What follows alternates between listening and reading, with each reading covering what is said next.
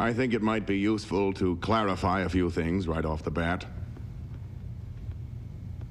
By simple definition, we are in the business of winning wars. What else do you need an army for? Take the Cold War. We won, without firing a single shot. Why? Number one, we just flat out outspent them. The Russians couldn't shovel money into the fire as fast as we could. Number two, and this is where my command comes in, technology. Nobody shapes nature the way we do. We take atoms and molecules, and before we're finished with them, they're everything from combat boots to bombs, the kind of bombs that nobody from the other side will ever see until the damn thing's plowing down their chimney like Santa Claus from hell. General. What? This is not the first time you've been here. We've been down this road before, that is correct. Several times, in fact.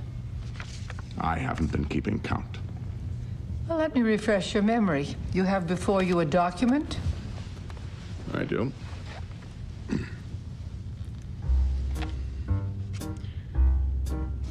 The sensor-fused anti-tank missile. Now, I'll be the first to admit that this program did have its share of difficulties. We did experience a glitch or two with the thing, that much is certain.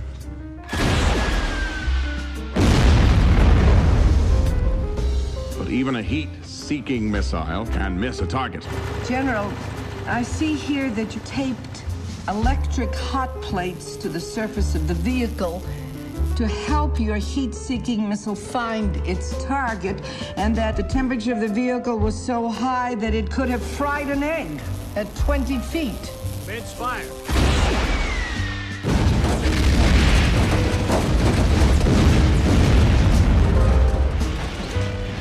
There was a verifiable deviation from the standard test data accumulation. There were other deviations, were there not? What about the paveway bomb? I'm not going to sit here and tell you the paveway never missed. It missed by a mean distance of 5 miles and nearly 50% of the time. You know, in baseball, a guy who hits 400's considered pretty damn great. In baseball, the losing team isn't killed by their opponents. Be that as it may, the paveway is one hell of a bomb. Laser-guided, state-of-the-art. And it proved what? That we have an effective weapon as long as the enemy allows us to build a 2-story crane directly above their tanks? We have had some spectacular successes. Such as? That's classified information. General. Please, let's move on to the next item on our list. The Bradley fighting vehicle. What would you say the batting average is for the Bradley, General?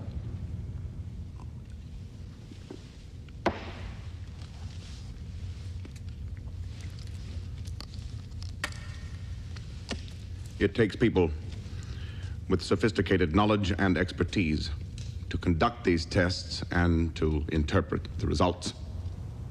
If the U.S. Army acted on the advice of every Tom, Dick, and Harry who had an opinion on these matters, we'd wind up with a bunch of B-52s powered by outboard motors. I fail to see your point. My point is that a lot of things have to come together to create a new weapon, and it takes teamwork. Good, old-fashioned teamwork. Colonel James Burton, was he part of your team, General? More or less.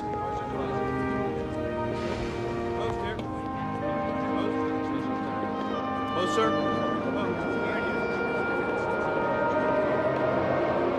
Sergeant, you tell me how to get to 4E624? Forward and to the escalator, your left. 2 flights up to 4, your left. E-ring, your right. Proceed past corridor 9, face left. Thank you.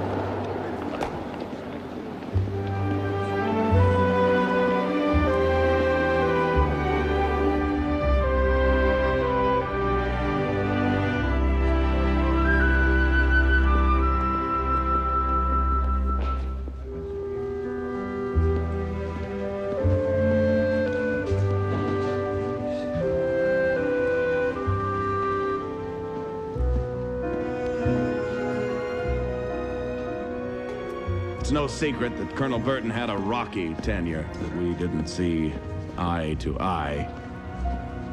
But it didn't start out that way.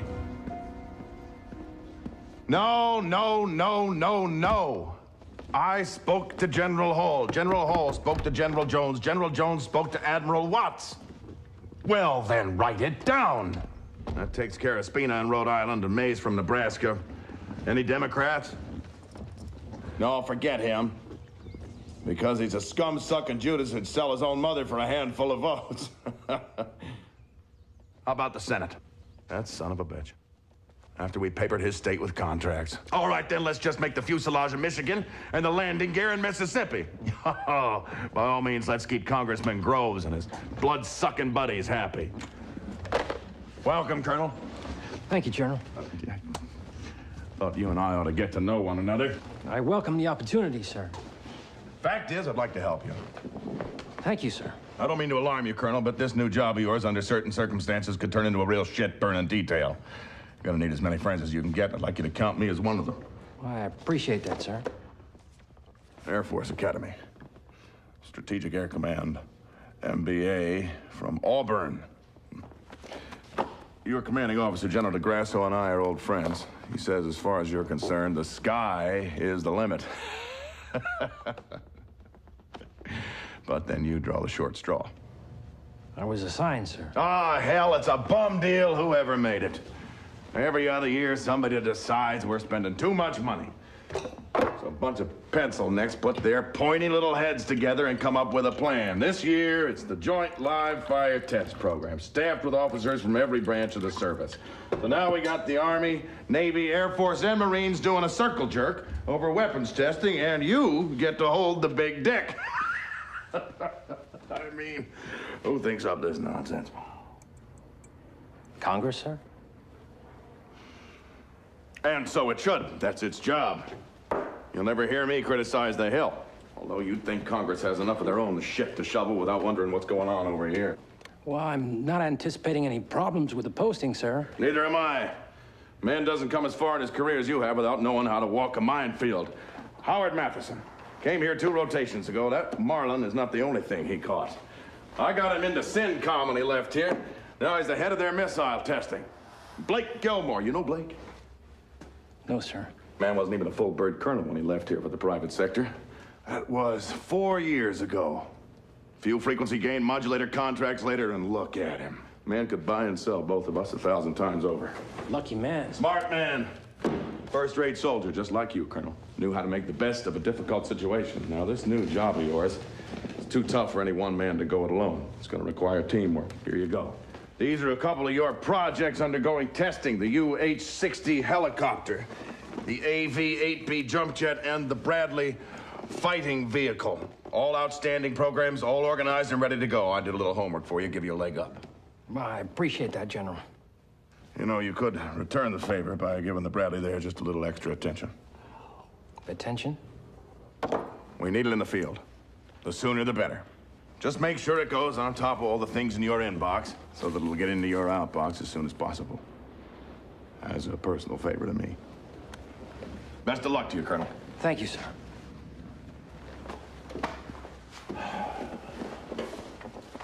Colonel. Sir? Next time you're told to report to this office, be on time. Yes, sir.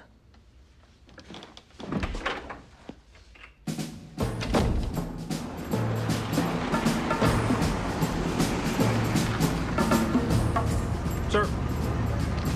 Colonel James Burton. I'm here to take a look at the Bradley fighting vehicle test. Straight ahead, sir. Thank you.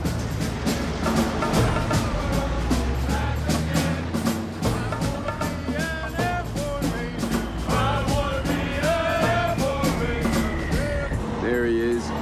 That's the guy? That's him. Supposed to be real smart. Squadron Officer School, Air Command, and Staff College. First tour at the Pentagon? He was at the Air Force Lab in Albuquerque when Congress called. He's a soldier, not just a manager. What do you mean? He's put in his fair share of flying time. It's like a fucking choir boy to me. Maybe, but nothing gets ordered into production until he signs off. Target is now in position. Robert! J.D. Bach. Welcome to the team. Buck? Yes, sir. Good to see you. This is Major Sayers, our Chief Tester, Army Weapons Research Lab. Major? So how'd an Air Force guy end up overseeing tests run by the Army? Well, could have been worse. How's that? Congress could have appointed someone from the Navy. The range is now hot. The range is now hot. Commencing the armor penetration tests on the Bradley fighting vehicle. Attention on the firing line. Attention on the firing line. You ready on the right? Ready on the left. Firing line is ready. Firing detail. Commence firing.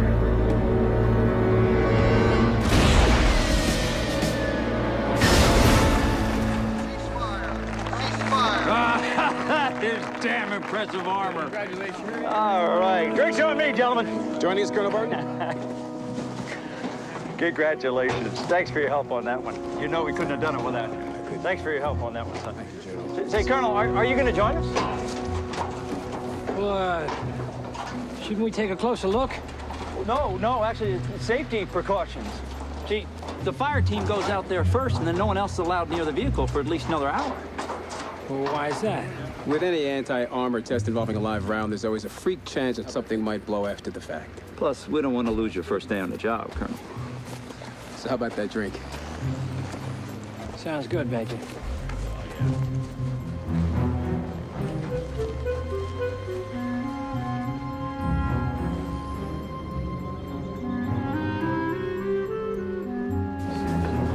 There'll be a phone call for you in your office at exactly 1100 hours. It's important you be there.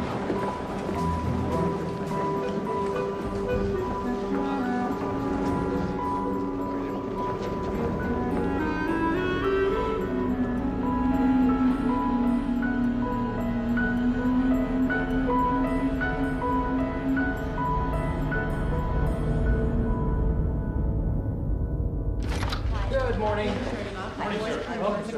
Welcome, sir. Sign our new extension. Morning. We are 1577. Morning, Sergeant. Good morning, sir. I took the liberty of unpacking a few of your things. Thank you, Sergeant. Family, sir? What's that? Family. Oh, that's my uncle. He was a flyer in World War II. What's that? This is the plane I learned to fly in. The T-28. Used to take her up, slide the canopy back, fly for hours. Just me in the sky. Personally, sir, I like the sky right where it is, with me on the ground looking up at it. So, where you from, sir? Just outside of Chicago. And where would that be? Normal. Normal, Illinois? Is that on a map? Yes, Sergeant, it is. Is it normal and normal? I think the word is uneventful. You getting paid by the hour, Colonel? No, I got an appointment. I'll, take this, Sergeant, thank you. Fine.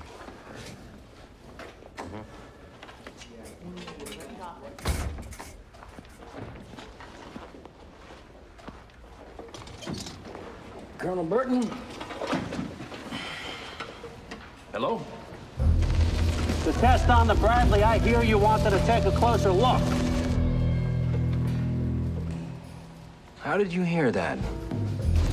When it comes to the Bradley, follow your instincts, Colonel. Who is this? I can't tell you that right now. Well, whoever you are, I don't take unsolicited advice from people I don't know. Just make sure you read the fine print, Colonel.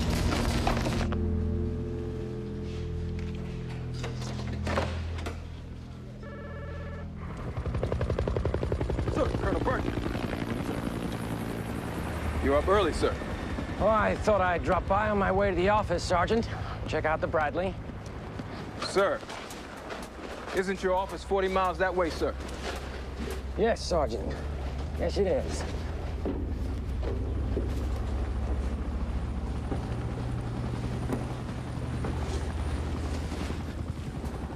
Has anything been altered on this vehicle since the test? No, sir.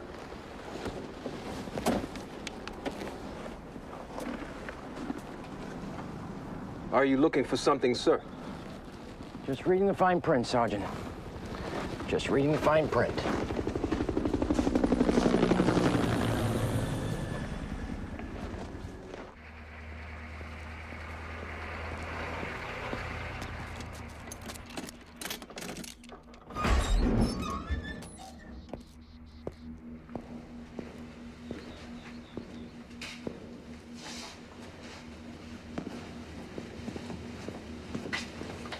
Stinger missiles, 50 cal tracers, 7.62 tracers, 25 millimeter rounds. What's this? That's what was used on the Bradley, sir.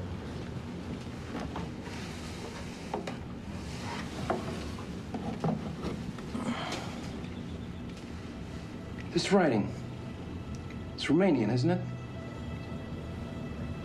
Yes, sir, it is. Sir, Colonel Bach and Major Sayers won't be here until noon. That's when our first test of the day is scheduled, sir. Well, this isn't exactly an all-out test, Sergeant. More like a little pop quiz. I'm not sure regulations will allow us to borrow the door from the ammunition shed for a pop quiz, sir. Sir, regulations state that the ammunition shed should never be left open, sir. Duly noted, Sergeant. I believe that regulation would also apply to removing the door entirely, Colonel? Also duly noted. Fire when ready. Backblast area clear! On the way, sir! Fire!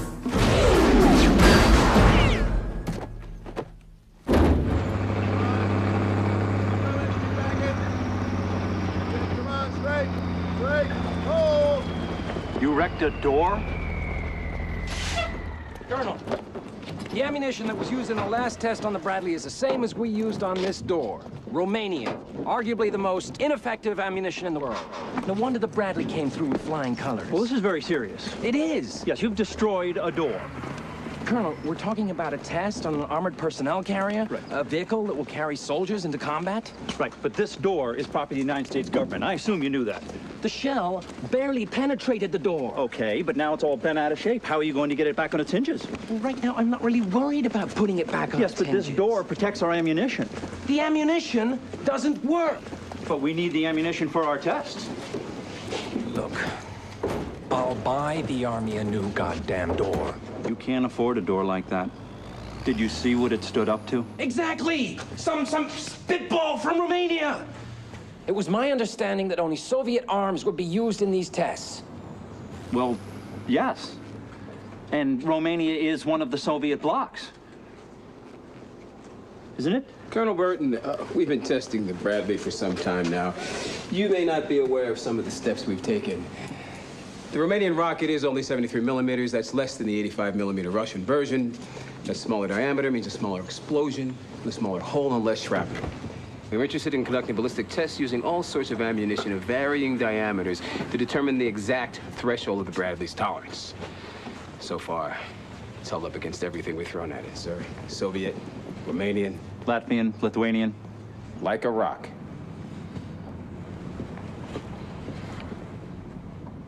My apologies. Well, you're new to the project. There's a lot to catch up on. You're right. So if you'll just get me the test reports, I can catch right up. How's that, Colonel? Send me the data, I'll do my homework, and we can push this thing right through. But we've got 5 years of test reports on this model alone, sir. We have a schedule to maintain. And let's keep to it. Get the Bradley into production ASAP. What do you say? Thank you, gentlemen.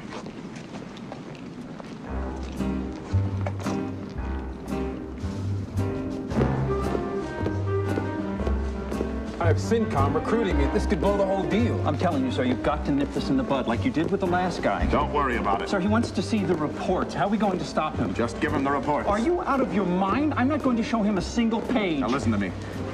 Listen very carefully. Give him everything he wants. Every single piece of paper. everything.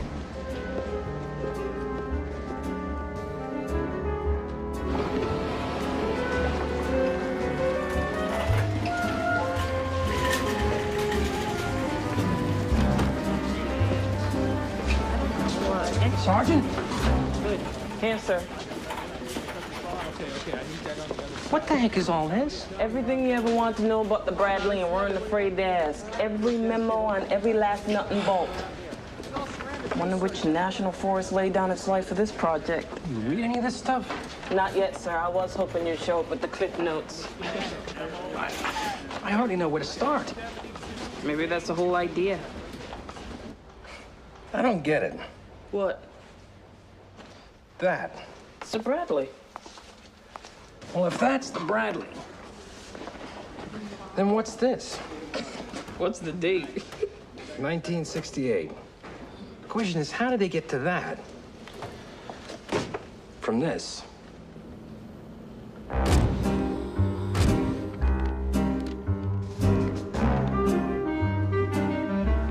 Gentlemen, our mission was to design and implement an infantry transport vehicle that would be a worthy replacement for the M113 armored personnel carrier. We have met that objective and then some. The Bradley armored personnel carrier will bring troops to a combat zone swiftly, efficiently, and safely. It will hold 11 men, plus a driver, and features a 20-millimeter cannon, which will provide ample firepower and at the same time flexibility. Lightly armored, speedy, and solidly engineered, our troops will be arriving at the battlefield in the very finest American technology has to offer. And at $1.5 million per, a real bargain. Nice work, Colonel. Outstanding. Damn impressive. In other words, it was designed to be a big taxi cab, drive guys to the battlefield and go back home. But how did it end up with a turret on top?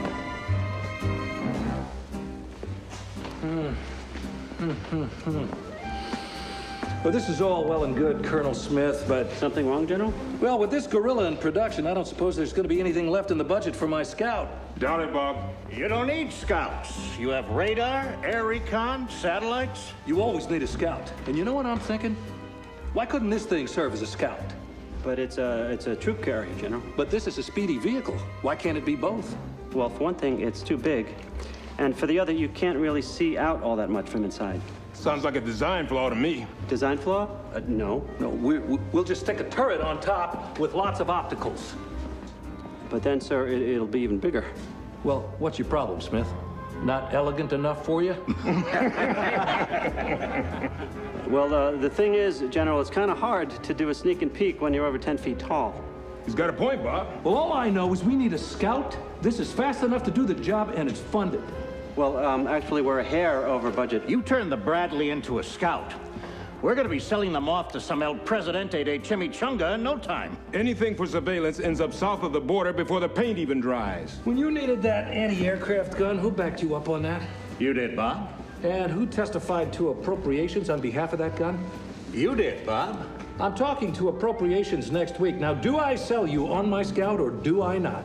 You did, Bob. And how about some portholes along the side for individual firearms so the fellas can stick out their guns and shoot people? Good. And you know what, Colonel? We already have the turret. We ought to get the biggest bang we can up there.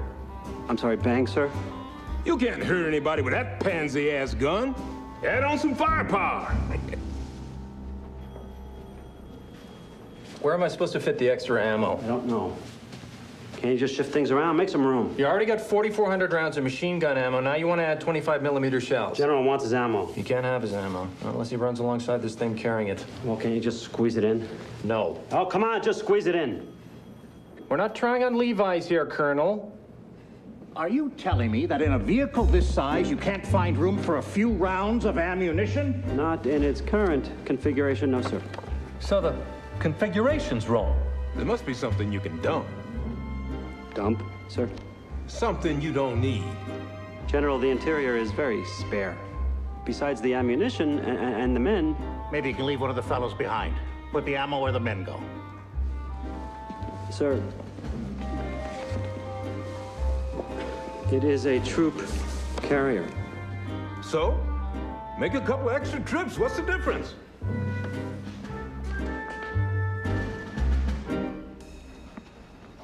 They want a transport that doesn't carry men and a scout that's got a cannon as big as a tank's on it. And portholes. Oh, great, portholes. So the guys can shoot out whatever they can't hit with their cannon. You don't have to buy the damn thing, Jones. Just draw it.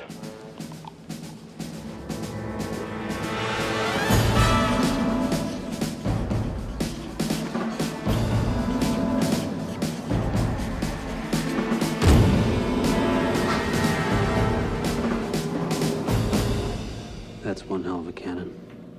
That's a problem. Why? You go out in a battlefield with this pecker sticking out of your turret, and the enemy's gonna unload on you with all they got. Might as well paint a big red bullseye on the side. But it's a troop carrier, not a tank. Do you want me to put a sign on it in 50 languages? I'm a troop carrier, not a tank. Please don't shoot at me.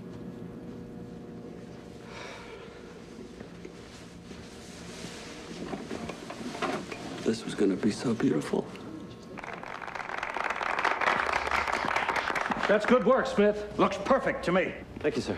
Thing is, Yes, General? looks a little like a tank with that cannon on top. Probably gonna draw more fire. Actually, sir, that has come to our attention. We know it's not a tank, but will the other side? I guess we could always thicken the armor, toughen up the hide a bit. Colonel Smith, could you explain why you put those portholes there? Yes, sir. As per your request, so the men could shoot out at the enemy. You're joking, aren't you? Besides, portholes? What are we in now, the Navy? Say, you think you could make this thing amphibious? You know, get the troops across a river? No. No, sir. No. No. Amphibious? The Bradley's supposed to swim? In theory, at least. Amphibious troop carrier / scout. / tank. Couple more months, I bet they can get this thing to fly. What's this in the margin? Please help me. I am losing my mind. RLS.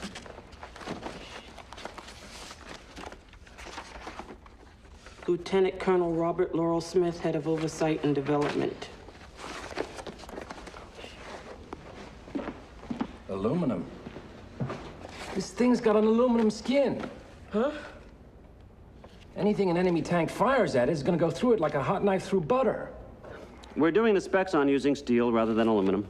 Of course, steel is much heavier than aluminum, so it won't go as fast. No, we can't lose speed. We lose speed, it won't work as a scout vehicle. It won't keep pace with the M1 tanks either. Thicker armor's a reactive measure. Let's think proactive here. I say equip the thing with anti-tank missiles. Then it can blast those enemy tanks before they get a chance to fire. What do you think, Colonel? Fine! Anti-tank missiles? I don't know. Where do I put them? The men will have to wear the missiles as hats. I don't know, Jones. That's why you get paid the big bucks. Colonel, there's no room. We're not talking about a pair of Levi's. I know! God damn it!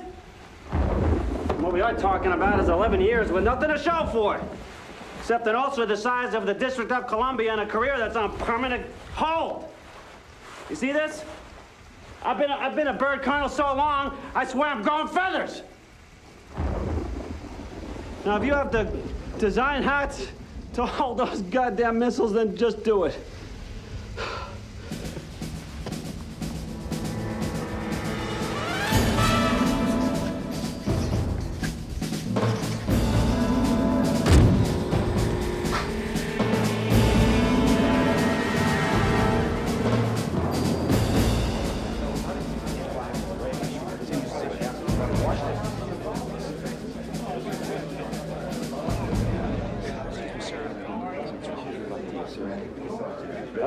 Ladies and gentlemen, if I can have your attention, please. If you'd all just take your seats. Thank you. We are pleased to present a scale model of the new Bradley fighting vehicle.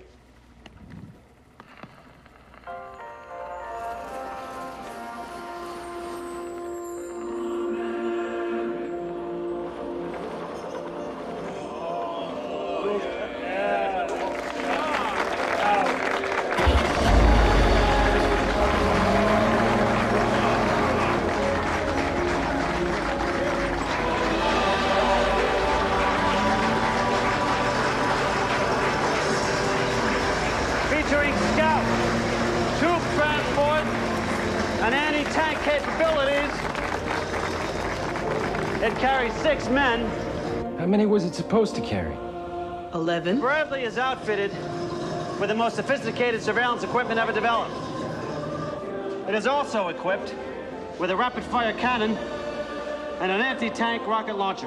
Which means it's loaded with 1,500 shells and 10-tow anti-tank missiles. So in summation, gentlemen, what you have before you is a troop transport that can't carry troops, a reconnaissance vehicle that's too conspicuous to do reconnaissance, and a quasi-tank that has less armor than a snowblower, but has enough ammo to take out half of D.C. Fantastic. Congratulations, General Smith.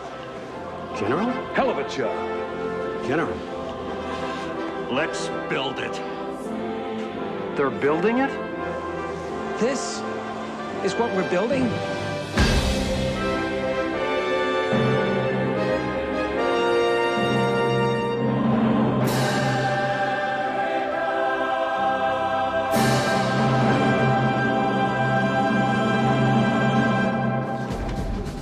Please be seated. This will be brief as I'm needed at the Oval Office. I want to call your attention to this morning's New York Times. If you'd be so kind to turn to the editorial page. It essentially says that every weapon we produce is an overpriced piece of junk. Now, that's not news. Critics have said it for years. What was news to me touched on our supposedly spectacular Sergeant York anti-aircraft gun. It says there that when the Sergeant York proved incapable of hitting airplanes, we test-fired it at hovering helicopters. When it failed to hit hovering helicopters, we fired it at stationary targets, and it missed those. Now, is this possible, General Keane? There was a problem with the proximity fusing.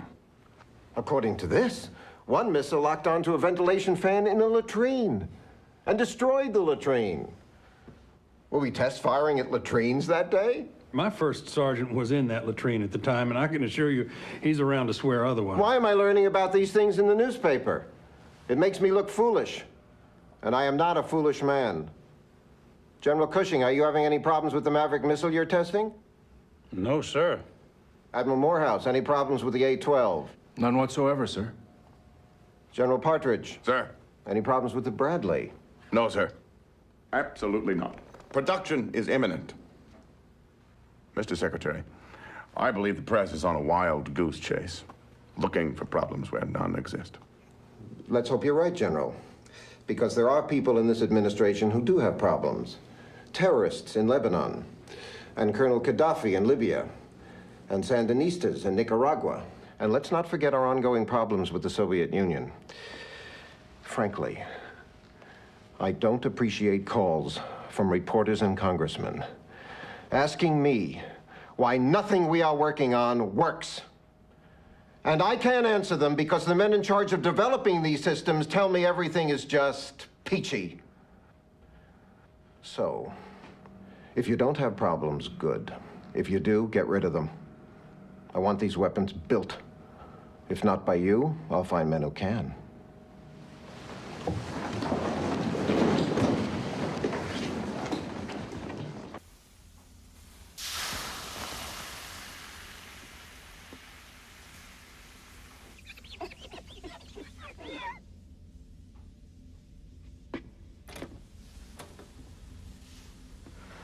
You wanted to see me, sir? Yes, I do. Close the damn door, come on. About these tests you've been thinking about conducting on the Bradley. Now, I understand you're concerned. But if you knew the vehicle as I do, if you were an armored warfare expert instead of a flyer, you wouldn't be concerned. You'd understand that the Bradley is a good vehicle. 4,000 Americans will be employed building it. The Army wants it. Once you've had a chance to read the files... I've read the files, sir. 200 pages on the rear door. 250 pages on the paint job. Computer simulations of combat conditions, not a single test that actually indicates what might happen if the Bradley takes a hit. Which is why I've ordered a full-up live-fire test. I want to equip a Bradley with all the ammunition it will take into battle, fill all the fuel tanks, and hit it with the Soviet anti-tank weapons, see how it'll hold up. Cancel it. Sir? I think we're having a communication meltdown here, Colonel. Whatever problems there are, we'll fix them. In the field. After they're deployed. But, General... That's the way things are done around here, Colonel. That's the way we're gonna do this.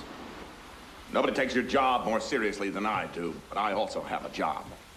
Gotta get that Bradley deployed. I want that rocket launcher pointed at the Soviets. Here. Jesus. Dismissed.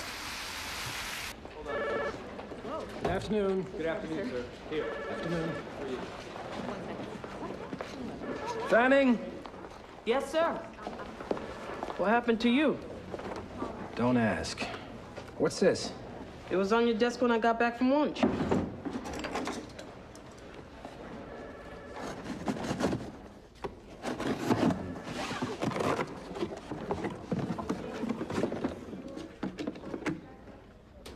Some ammunition for your Bradley battle.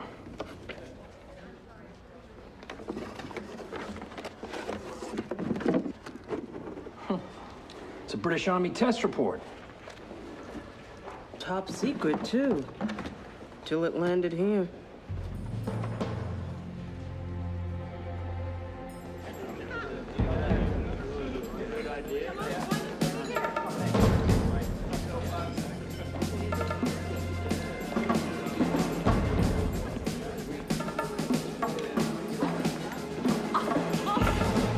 General Smith, Jim Burton. How did you find me? You have very distinctive handwriting. I've been reading memos on the Bradley going back to 1968 with your handwritten notes in the margin or initialed by you. This handwriting? We should not be seen talking.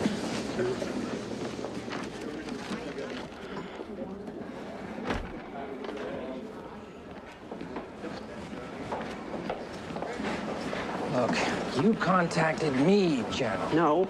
You received an anonymous leak about which I know nothing. So the British found out that aluminum armor burns and gives off a toxic gas when hit by a shell. Bad news for men in aluminum armored vehicles. Enough said. Couldn't we sit down somewhere and actually talk?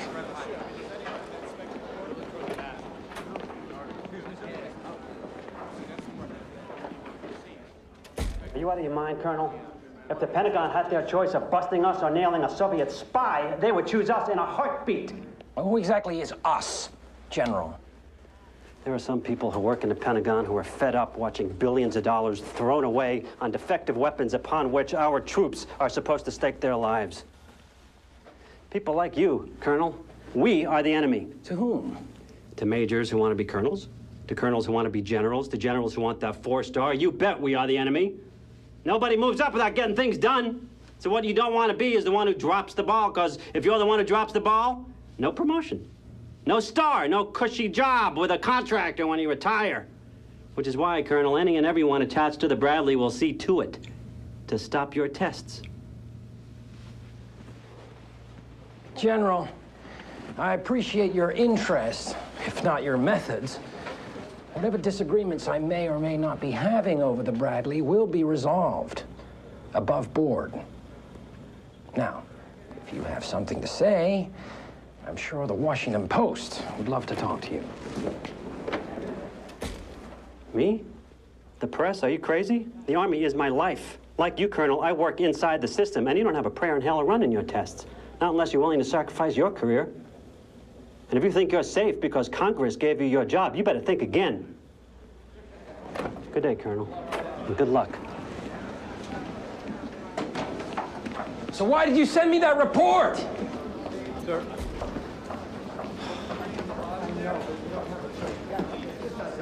Nice to see you, General. Good to see you.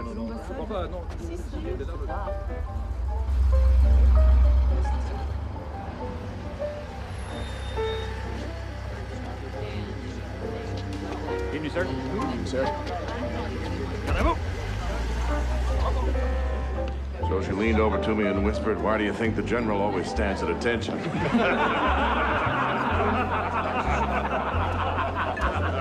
Sir. sorry to disturb you, sir, but Major Sayers is in the library. Tell Major Sayers I'm busy. I'm sorry, sir, but he said to tell you that the little prick ordered tests on the Bradley. What? I'll have his ass in a sling so fast. Who's that, sir? Major Sayers or the little prick? Right, General, sir, he now seems to know about the study that the Brits did. What study? The Brits did a study on aluminum. That would be the same aluminum sheathing used on the Bradley, sir. When hit by a shell, it has a tendency to burn, and when it burns, it gives off a toxic gas. God damn it.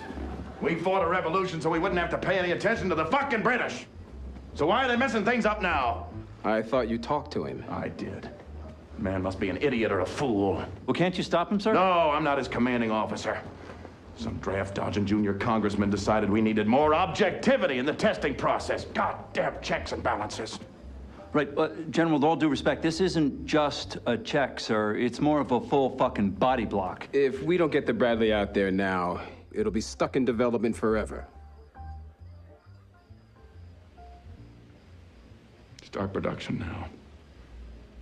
I'll throw Burton a bone or two. Let him run a couple of tests. Yes, sir. General, actually, he'd like to blow it up. I don't give a flying fuck what Burton wants. Let him do some piddly shit stuff. Take it for a test drive. See if he can parallel park the fucker. Just get it into production.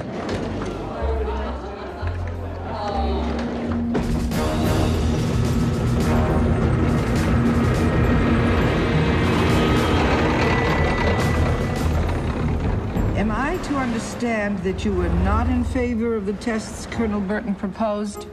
Absolutely not. Absolutely not yes, or absolutely not no? Absolutely not, absolutely. Are you questioning his motives or his methods, General? I have no reason to question Colonel Burton's motives. I can only speak to his methods, which by anyone's definition were somewhat peculiar. I mean, there were other ways to find out if clothing would catch fire inside the Bradley when it took a hit. Let's take the mannequin thing.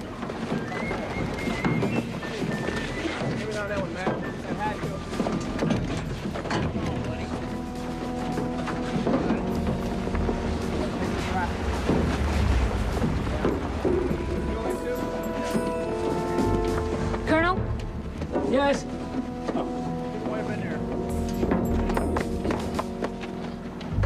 Phone call for you, sir. They said it's important. Very good. Dalton. Yes, sir. I'll meet you back at the firing area. Yes, sir.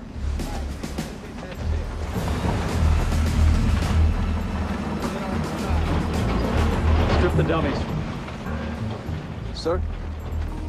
Strip the dummies, Sergeant. Now.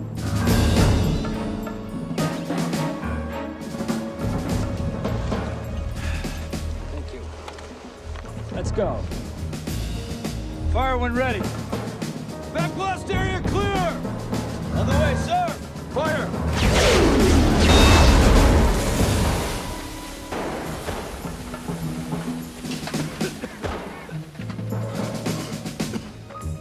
Hold it there. Let me see those. Uh-huh. Oh, that looks good. Uniforms look good. Great. No doubt. Wait, what's that? That's part of our test. That's part of our test, Colonel. Wait a minute. Certainly, no one in my command gave the order to strip the dummies and put their clothes inside a fireproof container inside the vehicle while Colonel Burton wasn't around. The insults that were traded that day definitely had no business showing up in the test reports. They were, of course, deleted from the final report. All except Colonel Bach's unfortunate reference to Colonel Burton's mother. I understand temperatures were running high. Apparently inside the Bradley as well. There's a degree of uncertainty involved in every test. That's the point of doing tests, to find out what happens. If we knew what the results would be, we wouldn't need to do the test. And just because the tests didn't always come out the way Colonel Burton expected, there's no reason to assume that anything devious was going on. I ask you, General, filling the fuel tanks with water For a test designed to check the combustibility of those tanks, that wasn't devious. If the tanks had been filled with fuel, there's a good chance the vehicle would have exploded. Isn't that the point? If the vehicle had exploded, we couldn't run additional tests. I can't order up an unlimited number of Bradleys just to blow them up. Of course, you're telling me to spend more money, which I can't imagine you are. General, I believe that efforts were made to make the Bradley amphibious. Yes, although how that's relevant, I fail to comprehend. How many Bradleys were lost during that experiment? Lost? The report says 4 of the Bradleys sank during testing. Well, that is a matter of opinion. It's not opinion, General. 4 of them sank.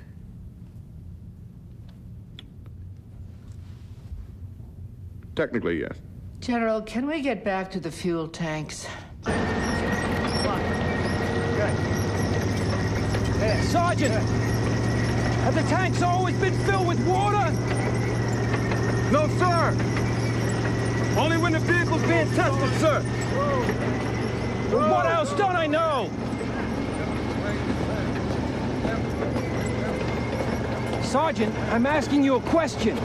What else don't I know about these tests? The ammunition stored in the Bradley, sir. What about it?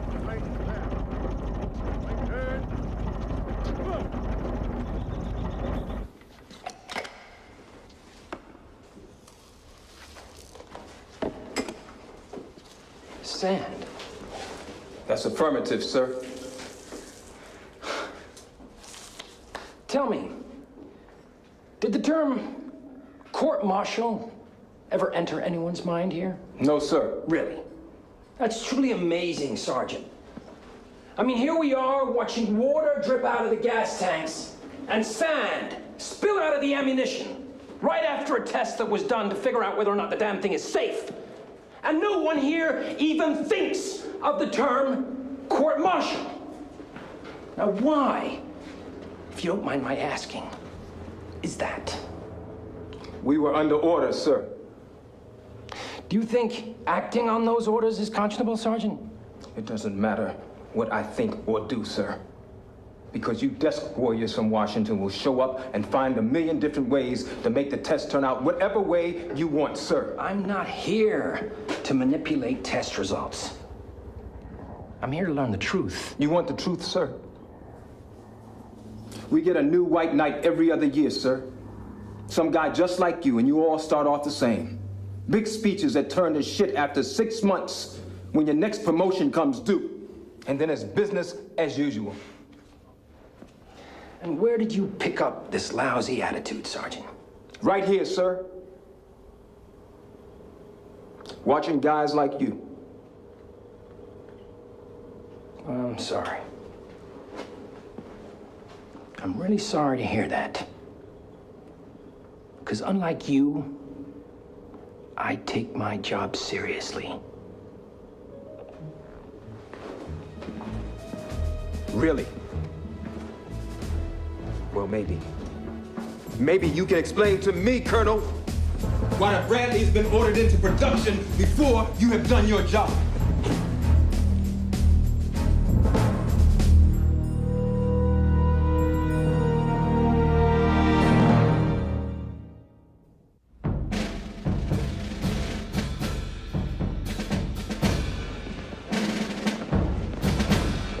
Mind telling me what this is? 100 Bradleys have been ordered? We have a schedule, Colonel Burton, and I'm not going to have it on my record that the Bradley fell behind schedule just because you're fussing over some goddamn test. Those goddamn tests could save lives. The Bradley will save lives, Colonel, by bringing men to the front line where they're needed. Do you have any idea, Colonel, what would happen to those men if the Bradley takes a hit and the aluminum burns? I know all about the British study, Colonel, and it is bullshit. That thing could be a death trap. Says who? Says me. And how do you know? Have you put people in there during a test? No, of course. So you don't know, Colonel, actually know anything. And until you do, all you're doing is wasting our time.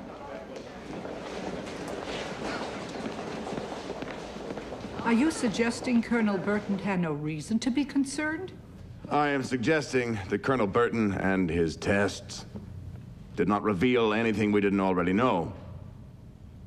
Except his own penchant for theatrics. Theatrics, General? Yes, theatrics. Cheap theatrics at that. So, Billy, now the little prick has issued a memo that stipulates that for the tests, he'd like to use sheep. Jesus. We've already started work on the chassis assembly. Dave, don't worry about it. Well, because if the sheep come out of this thing tits up, we're going to have to start production. There are ways around it, ways around anything. Absolutely. Like what? Well, we could sick the animal rights people on them. Well, it is cruel and unusual treatment of sheep. Rack of lamb. Yeah, that would be me. Yes. Major says just called, sir. Uh-huh. When do they plan to run the test? Immediately, just as soon as we send over the sheep. We? I thought they were in charge of the sheep. They say it's being handled at our end. The Surgeon General's office. What does the Surgeon General have to do with sheep?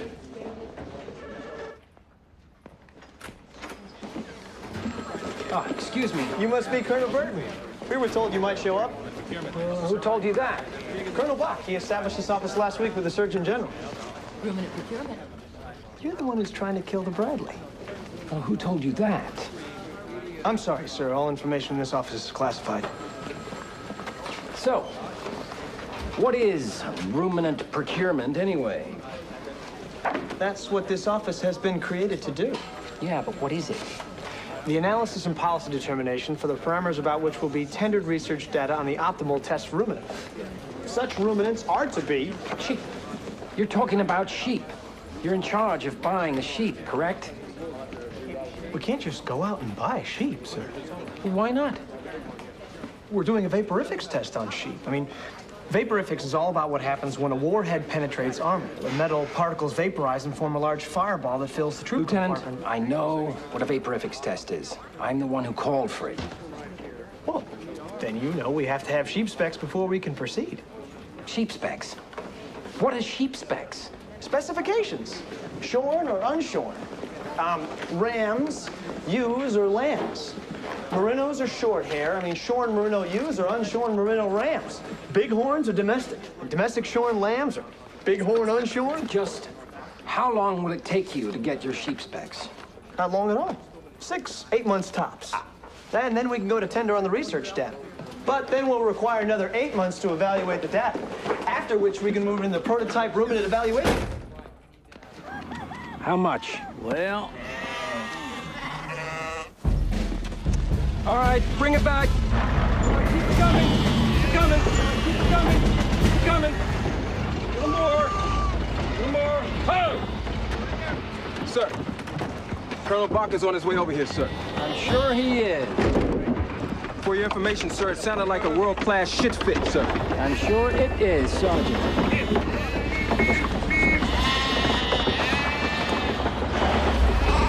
Come on, let's move it out. What the hell are these sheep doing here? I bought them. Well, you can't do that! Well, I did. There are no sheep specs, Colonel. I already devised the sheep specs, Major. What are they?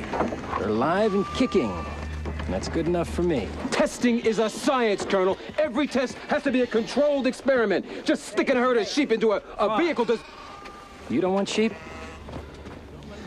Leonard, Chavez, get the sheep out of there and get in the Bradley. Dalton. Yes, sir. Get in the Bradley. Sir, I need a vaporifics test. Get in the Bradley. Everyone in the Bradley. Are you totally out of your fucking mind, Colonel? You think this is some kind of joke, Colonel? Well, let's see. Oh, we'll just use the sheep. I think that's a terrific idea. We use sheep in the Bradley. All sheep in the Bradley. Come in. We're gonna get down! God damn it! Back blast area clear! On the way, sir. Fire!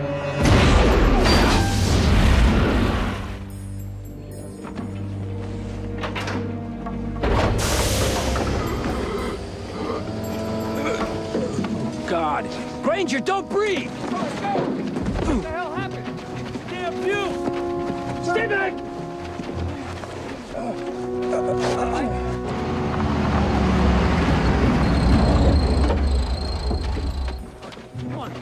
How are you doing? I'm okay. Jesus, just one tiny whiff. Did you get a look inside? Nothing could have survived those fumes.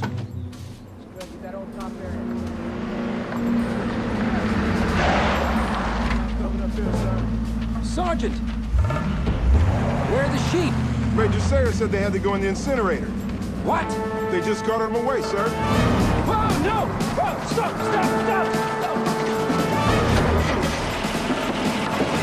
Follow those sheep! Sir?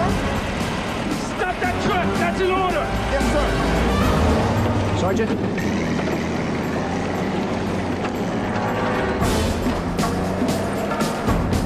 I need them for autopsy! To verify test results! I see him. We got him, sir.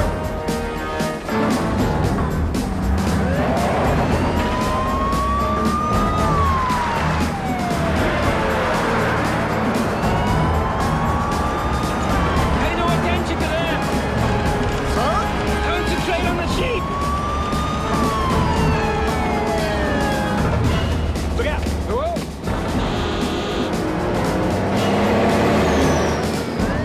Move it! Come on!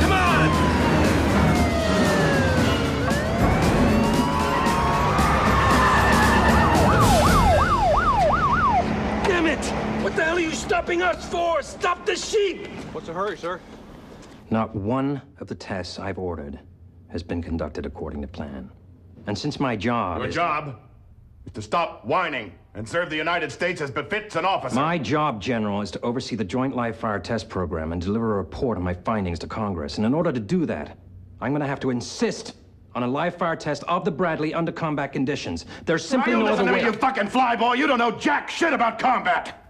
I know there are a lot of ways for a soldier to die in that vehicle, sir. Don't you preach to me, you son of a bitch! I want a realistic The test. #1 priority is to get them people first, vehicles second! Those are my priorities. Unfortunately, the Army's priorities seem to be the exact opposite. You are way out of line here. I won't sign off on the Bradley without a live fire test.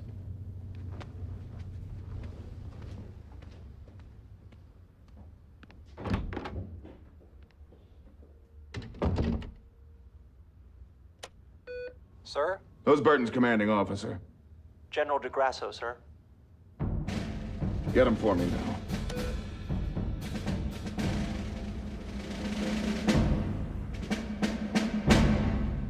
It's an economic move, Colonel, department-wide. You're being reassigned. In the meantime, should I continue in my present assignment? Your present assignment has been eliminated, Colonel. I didn't think my job could be eliminated. I was appointed by Congress. But you're paid by the Army. If they can't afford you, and they can't, you have no job. Colonel, it's time to move on. Let's not let this little blip on the screen ground you permanently.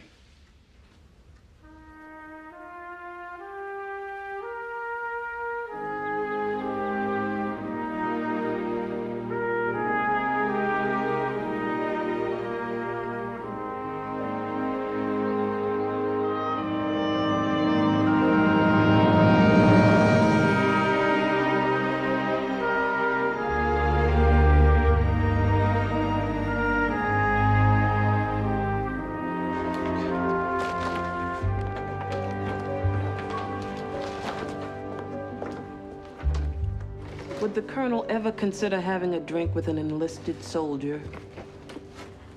Does the enlisted soldier think the colonel needs one? What are they gonna do? Fire you? Okay, just a little one.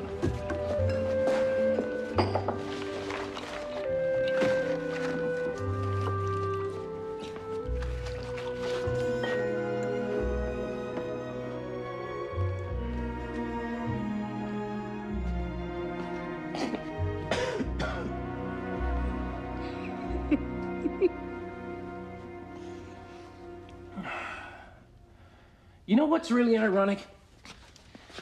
General Omar Bradley was a brilliant tactician and a great leader. No ego, just did the job. And he looked out for the morale and the safety of his men. And then they go and put his name on this thing. Talk about a kick in the ass. The closest the brass ever get to a battlefield is the first tee on a Saturday morning. You know, Fanning, I've been around long enough to know that the Pentagon's not a charity. It's cash flows and egos. It's part of it. It's what helps drive it, fine, but somehow I always thought the men came first. I always thought that the people on top knew that it was about the soldier in the field. You gave it your best shot. Did I? Yes, sir, you did.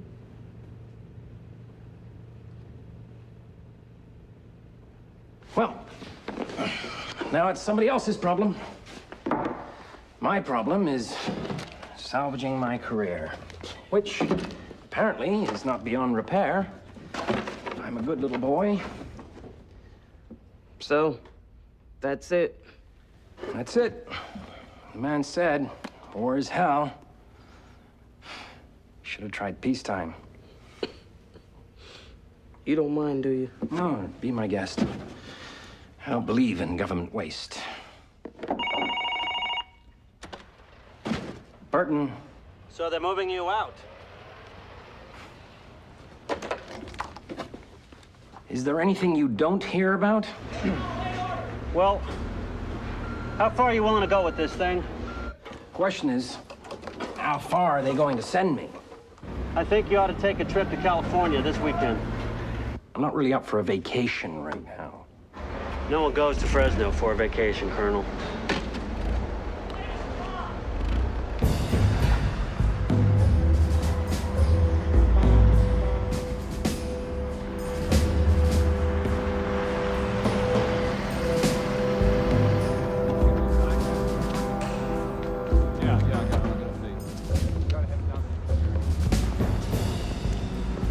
ID, please. Colonel Burton, I'm here to see the project manager.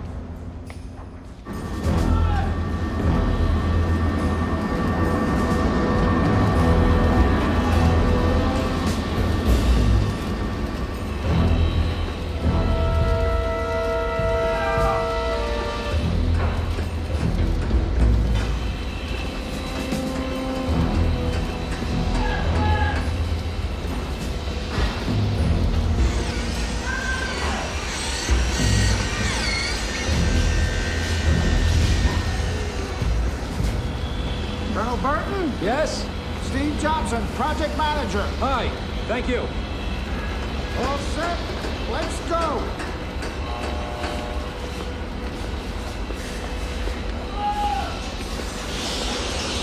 What the hell is going on here? Who changed the specs? The Israelis! The Israelis? When? When they placed their order. So these are for export? Yes! All of them? Yes, Colonel. You're telling me we're manufacturing two different versions of this vehicle?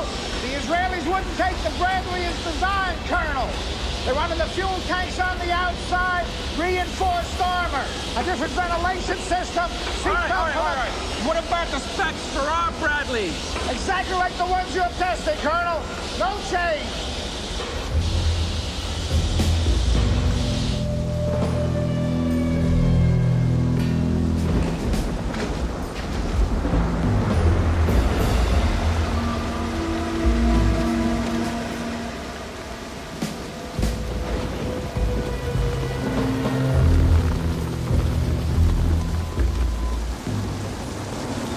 You were followed? Followed? I drove around for hours. I don't even know where we are. Maybe you'd prefer to meet at the Officers Club. So when did the Israelis test it? They didn't have to test it. They knew by looking at it that it was a death trap.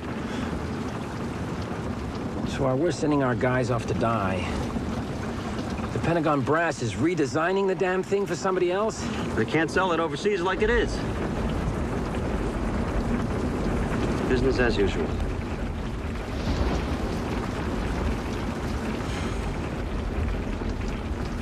So maybe you'd like to keep fighting the bastards? I've lost my job, General. They're moving me out. So? They're moving you out. You haven't been discharged. Work from inside, from wherever it is they send you. And turn into you? Passing anonymous notes and meeting in parking lots? You know, you're great at sitting in the shadows and telling people what to do. Why don't you get off your ass and do something? I can't. Help me. I have done everything that I can. I've been fighting this battle for almost 20 years. I'm not gonna go to the mat over this. I've got too much to lose.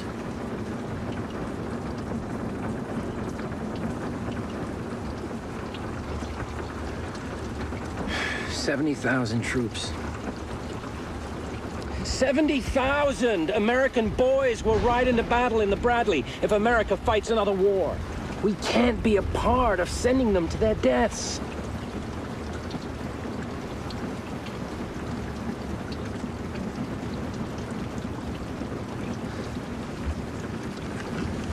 One call.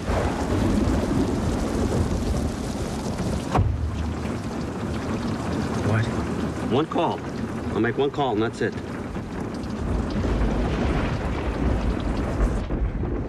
Sit down, sit down. General Partridge, you've read today's Washington Post? I have, Mr. Secretary. And I take it you've seen the story attributed to an anonymous, highly placed Pentagon source? Yes, I have, sir, and may I say I am as deeply distressed as you that anyone in the Pentagon would stoop so low. Leaks within the Pentagon, General, are how I get most of my information. Mr. Secretary, are you suggesting that the Pentagon is less than forthcoming? Less than forthcoming, General? Then perhaps you can explain to me why I have to learn from the press that the man in charge of testing the Bradley fighting vehicle has been fired. He wasn't fired, sir. He was reassigned. By whom? By General DeGrasso, his commanding officer. I'm as shocked as you are. My guess is that there was some confusion between the Army, the Air Force commands. That's the sort of trouble you always get with these cross-departmental joint testing programs.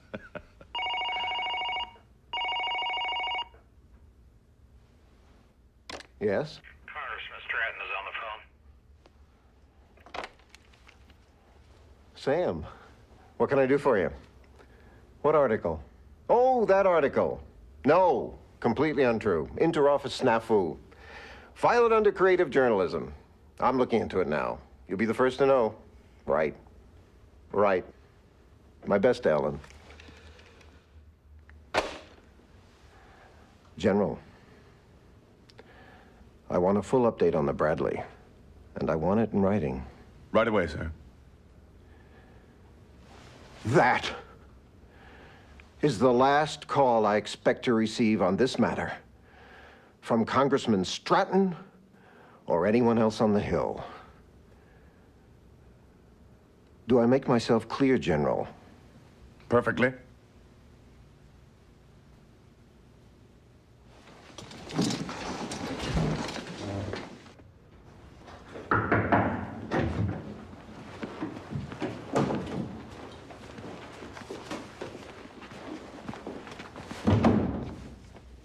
Colonel Burton, I want you to write your report on the Bradley.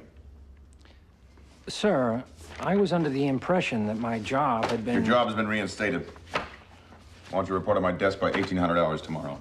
Yes, sir. And, Colonel, in case you are unaware, as per the military manual, you will deliver your report to me and to me alone. Should so much as a single copy of your report be made public, I will bring you up on charges of willful subversion of military procedure and have you court-martialed.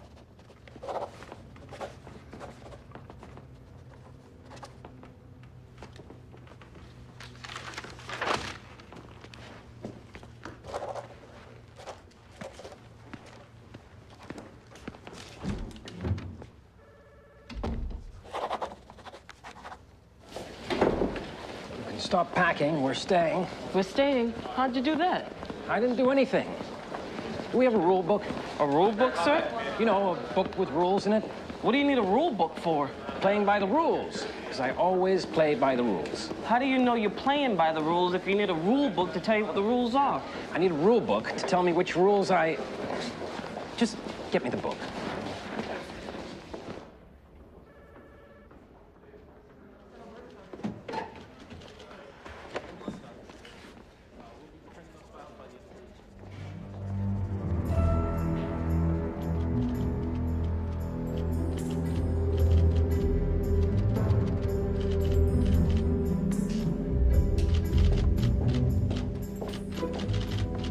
You need anything else, sir?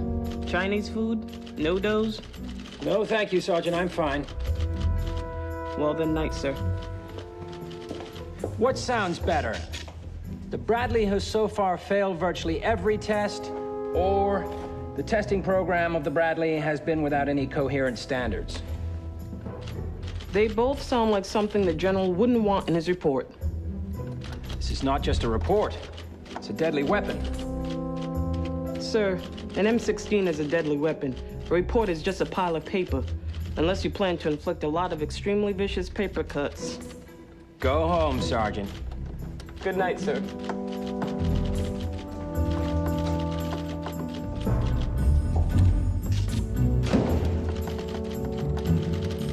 The failure of the Bradley to incorporate even the most elementary safeguards to protect the troops inside raises questions about the integrity. And the manner in which the vaporifics test was carried out suggests either negligence or a failure in the chain of command. Had any troops been inside the vehicle, as it is currently configured, they would have been killed either by toxic fumes, flames, or by the overpressure created by the powerful expanding gas in the compartment. And as a result of manifest deficiencies in every area, this office, as a result of manifest deficiencies is advising in every area, the immediate this office necessity is advising the immediate necessity of live fire testing under combat conditions. Rewrite it! Sir? Rewrite the fucking piece of garbage so it smells like a rose!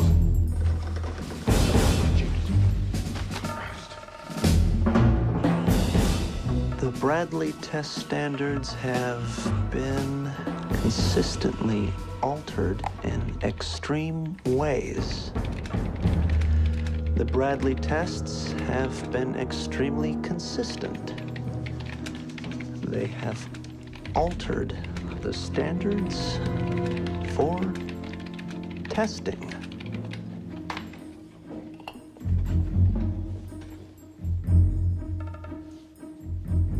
Test after test has revealed design flaws in the Bradley.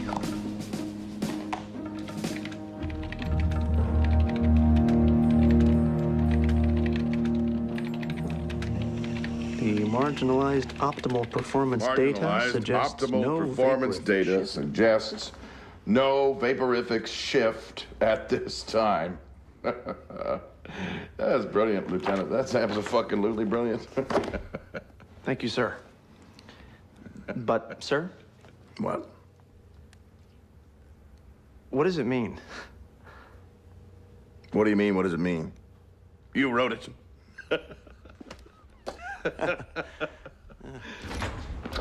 Good afternoon. The Bradley tests have been extremely consistent. They have altered the standards for testing. Have you actually read this thing? It's exactly the opposite of what you wrote. How can they do that? They're playing by the book, Sergeant. And so am I. Paper cuts. Vicious paper cuts.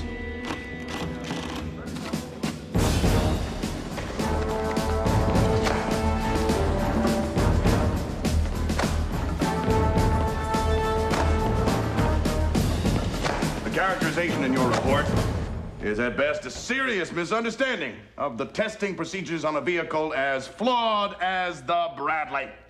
As noted in my original report, the integrity... Jesus Christ! Who did this fucking thing go to? The distribution page listed 198 names. Court-martial, the son of a bitch! Lock him up now! Oh, we can't. We sure as hell can! Burton's playing by the book. His report was classified. It was sent to you, you revised it and sent it back to him. He wrote a memo on your revision, which, in accordance with regulations, can be sent to anyone remotely involved with the Bradley. In this case, 198 people. I will fucking kill him. I will fillet him. I will draw and quarter him. I'll stick his head in a vice. We can't touch him, sir. It's by the book. And you find me something in that goddamn book that'll help me fry the little son of a bitch. What? Sir, the Washington Post is on the phone. Well, that was fast. Leaks don't usually get to them till after lunch. Yes? No, he cannot comment on that right now. Thank you. No, we Yes? cannot make a comment now. No, he cannot comment on that. I'm sorry, but under military rules, I'm unable to comment. No comment. I can't comment. No. No comment. Sorry, bye. Getting lockjaw from not saying anything. Burton, I can't comment. Is there anything I can comment on? Well, yes. I just received orders that I am to report for duty in Alaska. Alaska is a prestige posting, Senator. No, I assure you that memo of his had absolutely nothing to do with his being transferred. Oh, Senator, I'm sorry, I've just been informed that Secretary Weinberger's on the other line. Yes, I'll get right back to you. I promise. Thank you. Sir, before you pick up, Weinberger's on 2. Line 1 is the Times. Line 3 is the Wall Street Journal. Line 4 is Newsweek. Line 5 is the House Armed Services Committee. House Armed Services Committee? What do they want? Hearings, sir. On the Bradley.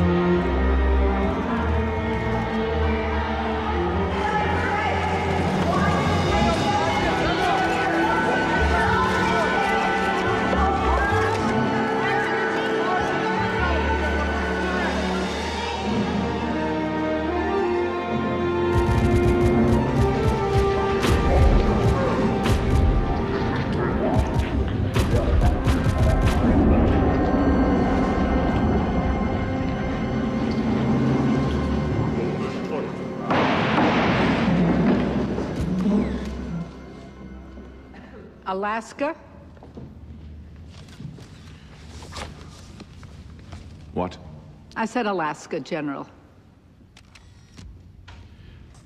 As I said in my opening remarks, Madam Chairman, a lot of things have to come together to create teamwork.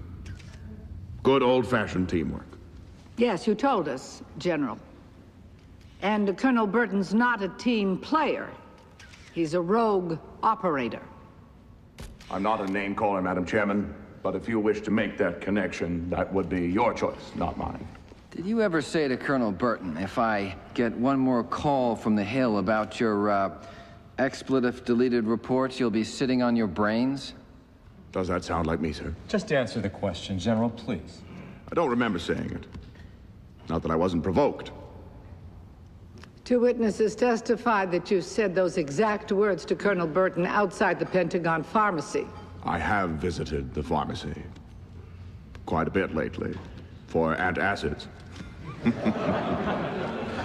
But I would never say anything like that to anyone, let alone a fellow officer.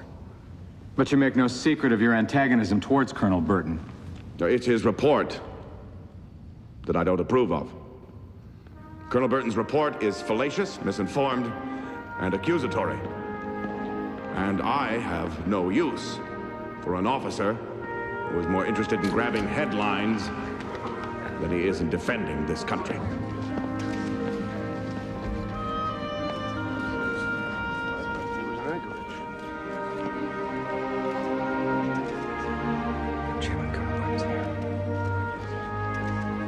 At this time, the committee would like to call as witness Colonel James G. Burton, United States Air Force.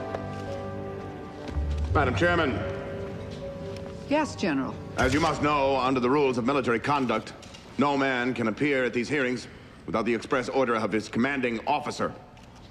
Unfortunately, General DeGrasso is on a fact-finding tour of our bases in Germany. I don't believe General DeGrasso has given any order for Colonel Burton to testify. You're quite right, General.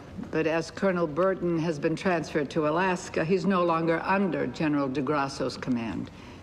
Am I correct?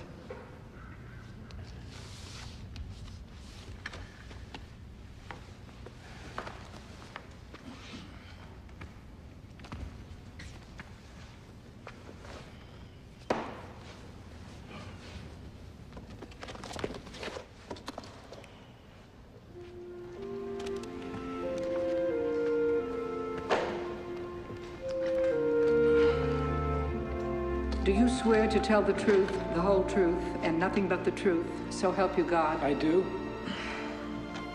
Looks like you've stirred up a hornet's nest, Colonel. It was never my intention, ma'am. What was your intention?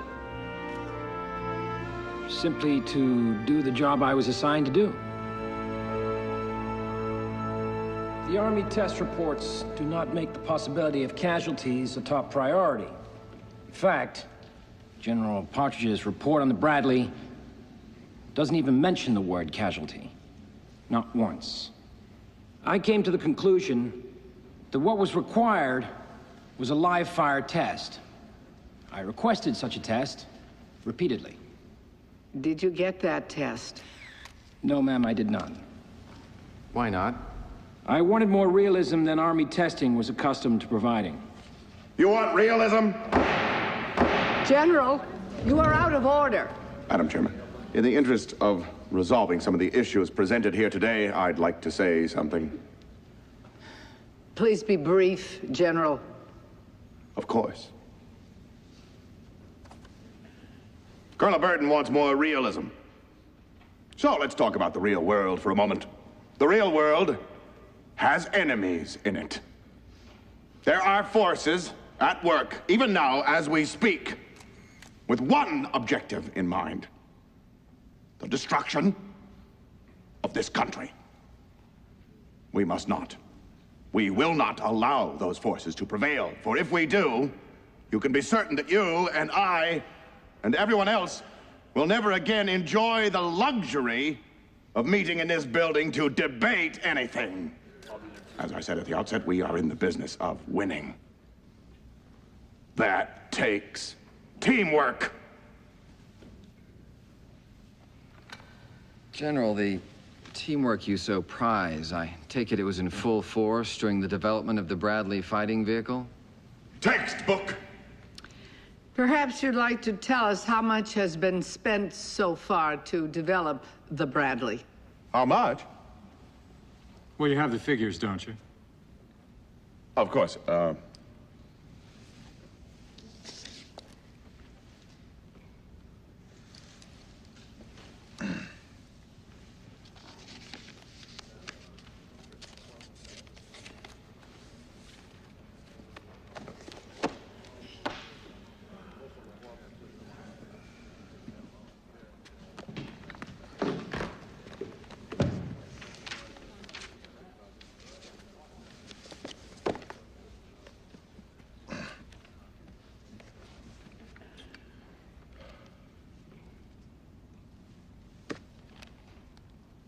$14.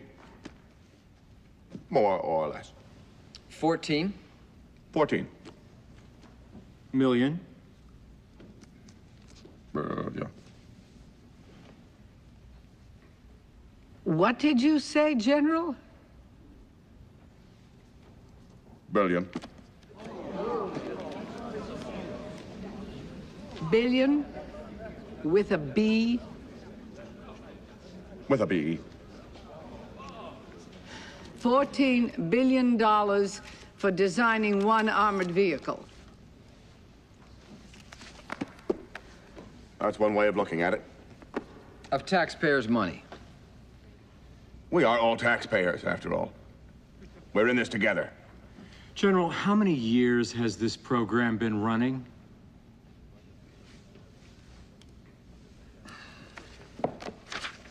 Bear with me. Just a moment. Well, let me... 12, 15... 17. What? 17. Which is evidence of the enormous care my team takes in the development of every weapons system undertaken by the Pentagon. 17 years. $14 billion of the taxpayers' money. General, I think it's time the American public gets the live fire test that Colonel Burton wants.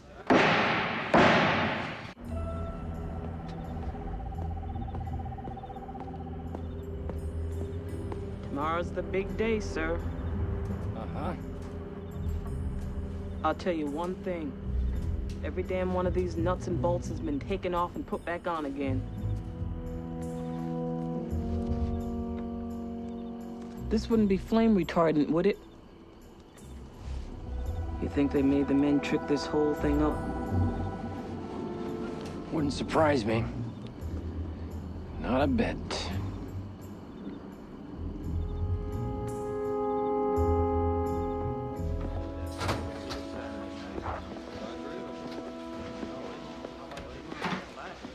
Room, attention! At ease, gentlemen.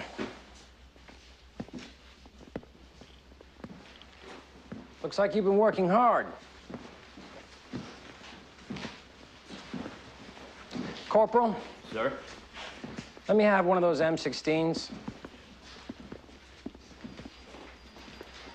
I want to tell you a story. You got a problem with that, Sergeant? No, sir. About a year ago, I went to the Veterans Hospital, visit a friend of mine from my flying days. Only I took a wrong turn when I got off the elevator. Now, when I look back on it, I think I was meant to go down that corridor. Because that's where I met Phil.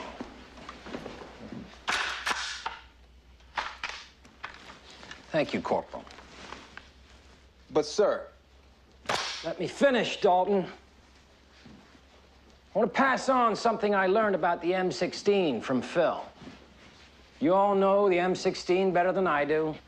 A lot of you used it in Vietnam. But you were lucky. In the early days of that war, they sent guys off to fight with M16s that jammed in combat. A little bit of dust, a little bit of rain, and the gun was useless. Maybe those early M16s weren't tested properly. Maybe somebody somewhere was more worried about a production schedule or a promotion than he was about those grunts in some faraway jungle who might end up with their stomachs in their hands. But you don't know anyone that happened to, do you? No. I'm sure not. Otherwise, you'd be out there right now making sure that that Bradley is exactly, and I mean exactly, the way it would be under normal combat conditions. With some of your buddies riding inside. Guys like Phil. Only Phil has been in a coma for the last 20 years, since the day his M16 jammed somewhere outside of Benoit. But hell, you don't know the guy. Or anybody like him. Right?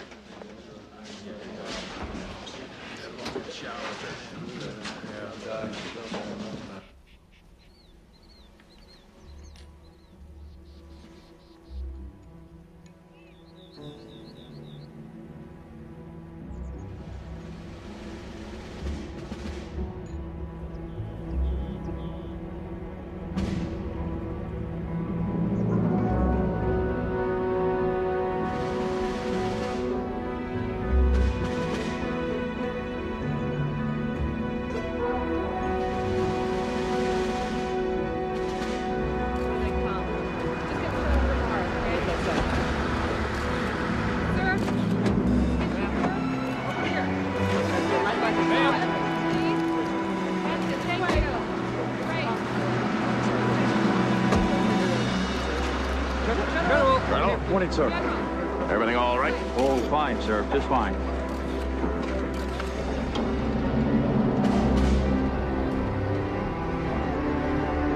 Keep coming, keep coming. Keep coming. A little more, keep coming. Keep coming. Whoa. Sergeant? Sir. Everything all right, Sergeant? Fine, sir.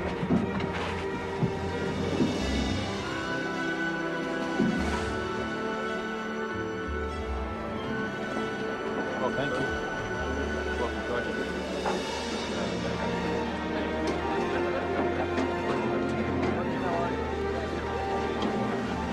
Jeez, looks like some party.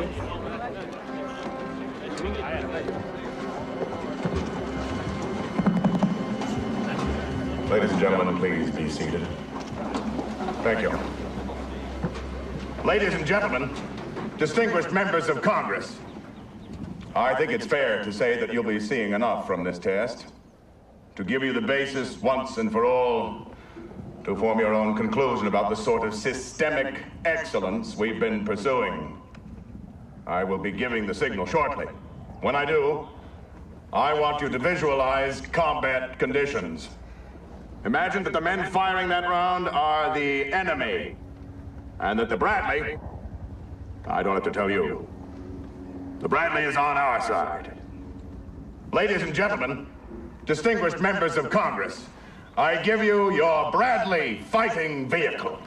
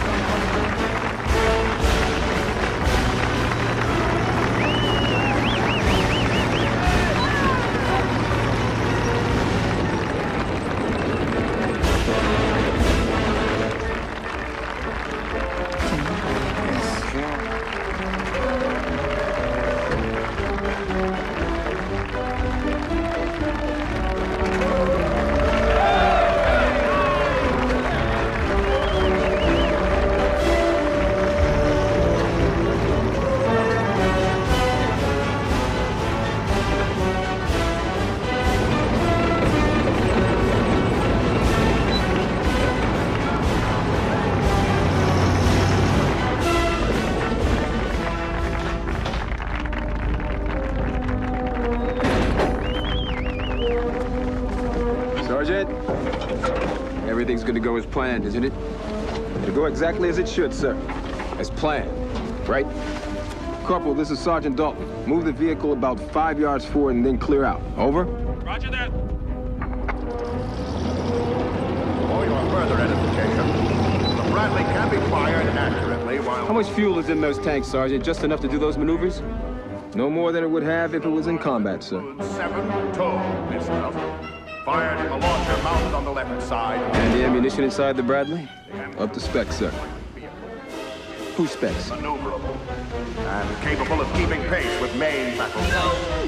Carrying infantry troops needed to support tank operations. All been briefed as to the test conditions. And the hour is at hand. All eyes front on the Bradley fighting vehicle. The vehicle that will carry our boys to victory for many, many years to come. Backblast area clear!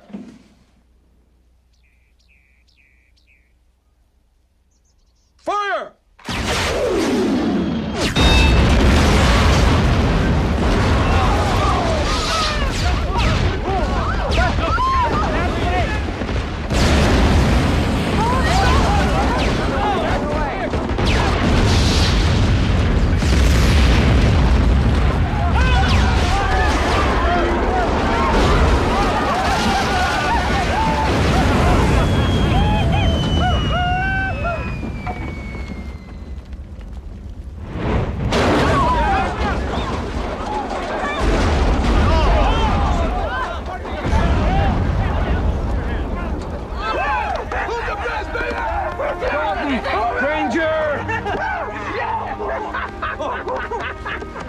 Sir!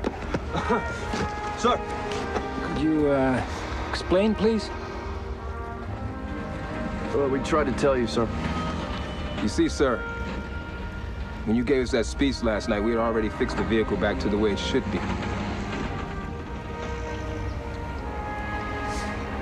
So you were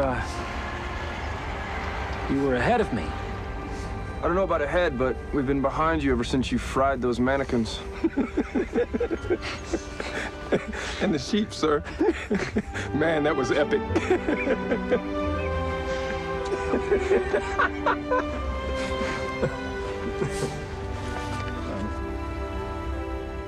I'm sorry I made you listen to that lecture now. Sir, well, you have nothing to apologize for, sir. We had you figured wrong. The men come first with you, and you proved that. It was a hell of a good speech, though, sir. Anytime you want to give another one, you know where to find us. Thank you, men. Thank you all. Sir!